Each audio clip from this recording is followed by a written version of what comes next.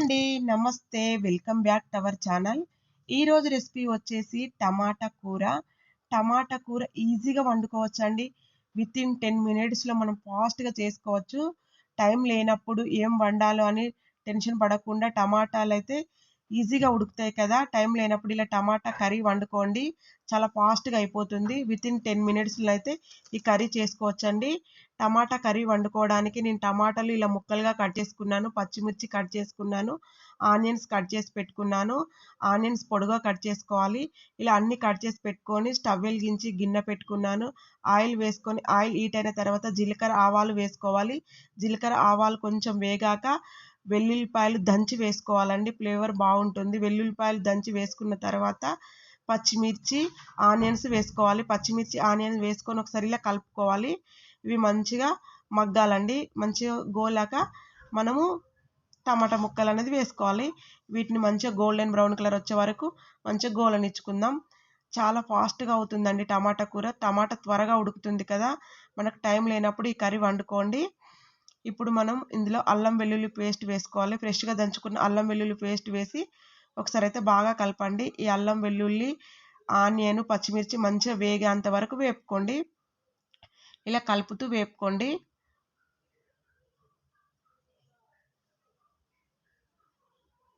ఇందులో ఇప్పుడు పసుపు వేసుకుందాం.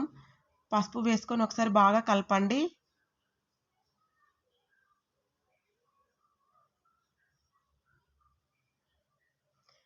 పసుపు వేసుకొని ఇలా కలిపిన తర్వాత ఇవి మంచిగా కొంచెం ఇలా కలుపుతూ వేపుకోండి. ఇవి కొంచెం వేగాక ఇప్పుడు టమాటాలు అనేది వేసుకోవాలి. చూడండి పచ్చిమిర్చి, ఆనియన్స్ బాగా వేగాయి కదా! మీరు పచ్చిమిర్చికి బదులు కారం కూడా వేసుకోవచ్చండి. ఇప్పుడు నేను టమాటా ముక్కలు వేసుకున్నాను. టమాటా ముక్కలు వేసుకొని ఉప్పు వేసుకున్నాను. పచ్చి ధనియాల పొడి వేసుకున్నాను. వేసుకొని ఒకసారి బాగా కలపండి. ఉప్పు, పచ్చి ధనియాల పొడి, టమాటా ముక్కలు వేసి మంచిగా కలుపుకోండి. పచ్చిమిర్చి తినలేమనుకున్న వాళ్ళు కారం కూడా వేసుకోవచ్చు. కారం పొడి ఉంటుంది కదా! కారం పొడి కూడా వేసి వండుకోవచ్చు. చాలా టేస్టీగా ఉంటుంది. ఇలా ఒకసారి బాగా కలుపుకొని మూత పెట్టుకొని సన్నని మంట పైన ఉడికించుకోవాలి. టమాటా త్వరగా ఉడుకుతుందండి. సన్నని మంటకు ఉడికించుకోండి. మంచిగా ఉడుకుతుంది ఈవెన్‌గా. చూడండి టమాటా ఉడుకుతుంది కదా! ఇలా ఒకసారి మధ్యలో కలుపుకోండి.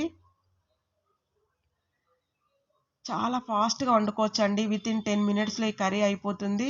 మనకు టైం లేదు, ఫాస్ట్‌గా ఏదో ఒకటి వండాలనుకున్నప్పుడు ఇలా టమాటా కర్రీ వండుకొని తినండి. చపాతీలో కానీ, రైస్‌లో కానీ దేనిలోకైనా చాలా బావుంటుంది. మళ్ళీ ఒకసారి ఇలా కలిపాను. చూడండి ఎంత ఫాస్ట్‌గా ఉడికిపోయిందో. కర్రీ కూడా చాలా టేస్టీగా ఉంటుందండి. టమాటా కర్రీ రెడీ అయిపోయింది. ఇందులోకి వేయించిన ధనియాల పొడి ఒక టేబుల్ స్పూన్ వేసుకున్నాను. వేసుకొని ఒకసారి ఇలా బాగా కలపండి. ఇలా కలుపుకున్న తర్వాత ఇందులోకి కొత్తిమీర అనేది వేసుకోండి. కొత్తిమీర వేసుకొని ఒకసారి బాగా కలపండి. ఇలాంటి గిన్నెలో వండుకుంటే టేస్ట్ వస్తుందండి ఈ కర్రీ. మనం ఇలా మూకుడు కంటే కూడా ఇలా గిన్నె పెట్టుకొని వండుకోండి. ఈ కర్రీ చాలా టేస్టీగా వస్తుంది. కొత్తిమీర వేసి ఒకసారి ఇలా కలిపి ఒక 2 మినిట్స్ తర్వాత స్టవ్ ఆఫ్ చేయండి. అంతేనండి. టమాటా కర్రీ ఈజీగా మనకైతే రెడీ అయిపోయింది.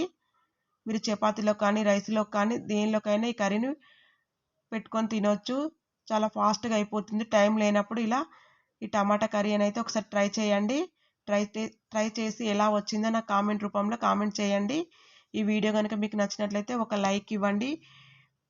మన ఛానల్‌ని సబ్స్క్రైబ్ చేసుకోకపోతే సబ్స్క్రైబ్ చేసుకోండి. సబ్స్క్రైబ్ చేసుకున్న వారందరికీ పేరు పేరున మనస్ఫూర్తిగా ధన్యవాదాలండి. Thank you for watching. మరొక రెసిపీతో మళ్ళీ కలుసుకుందాం.